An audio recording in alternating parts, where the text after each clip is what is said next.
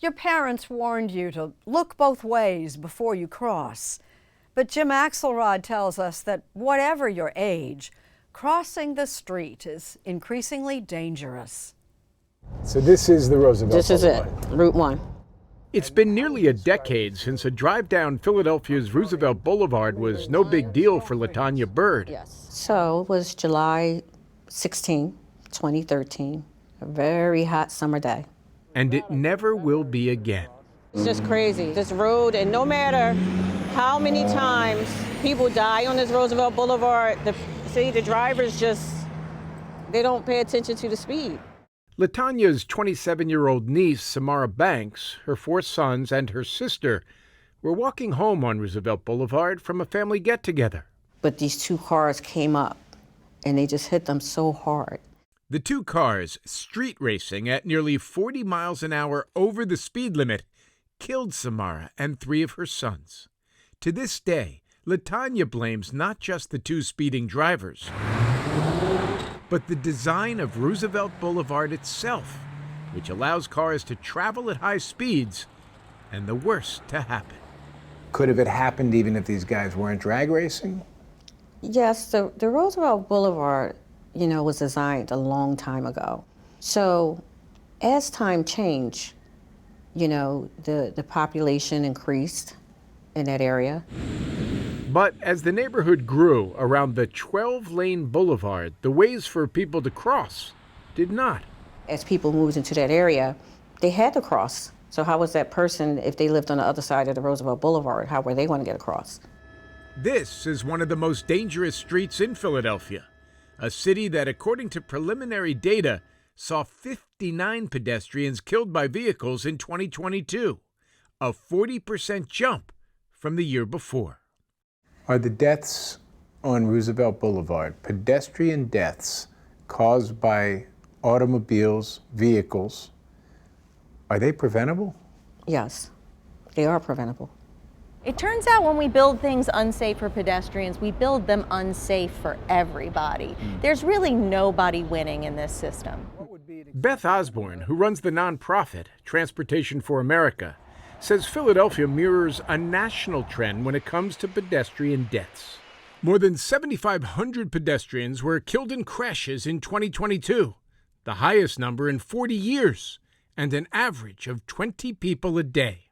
Who pays the price most often and significantly in this country? Black and Native Americans, by far.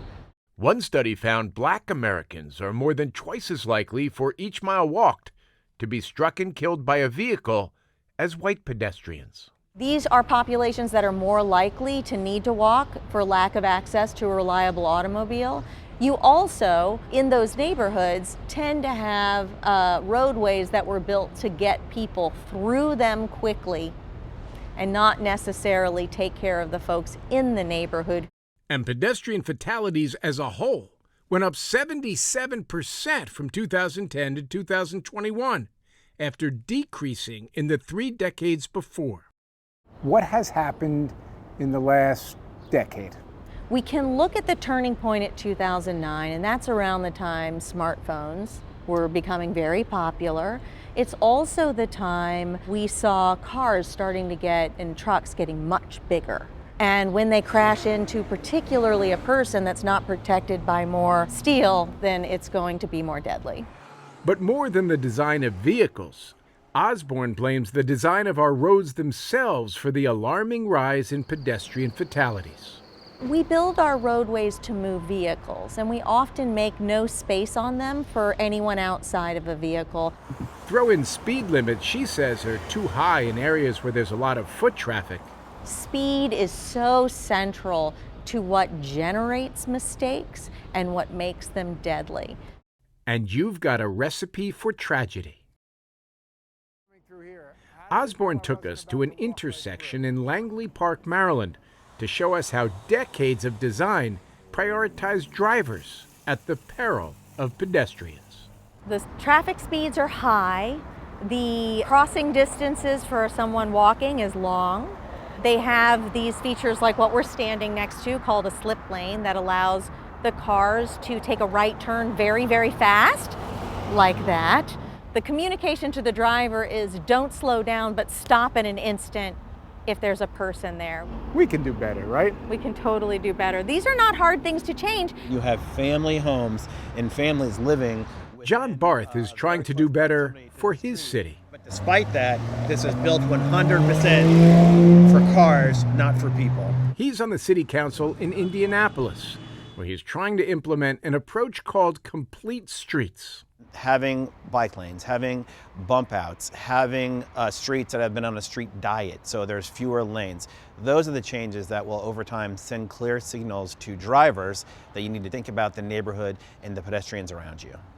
In a neighborhood near Butler University on the city's north side, Barth says city planners' awareness of pedestrians translates to safer streets. So if you look at this sidewalk, you can see there's space between the sidewalk and the street, so pedestrians feel safe when they're walking. They have a buffer between them and the street. In the middle of the street, you have an island that is a signal to drivers that you should be driving slowly. You point out these islands in the middle. Does that sort of subconsciously tell the driver to slow down in addition to the speed limit sign? Yeah, so even if they're not thinking about it, that is forcing them to constrain their driving because there's something that's visually telling them you can't speed here. With a record 40 pedestrian fatalities in his city last year, Barth says the time for change is now. The status quo is not acceptable. A single pedestrian dying in any given year is not acceptable. In Philly, they're hoping new approaches will work as well. In 2020, speed cameras were introduced on Roosevelt Boulevard, and crashes have dropped 36%. The city's also pledged $78 million from the Biden administration's infrastructure plan to make the boulevard safer. You know, my family didn't die in vain. You know, it has to be something has to be done. Too late to save LaTanya Bird's family from heartbreak, but hopefully it will save many others.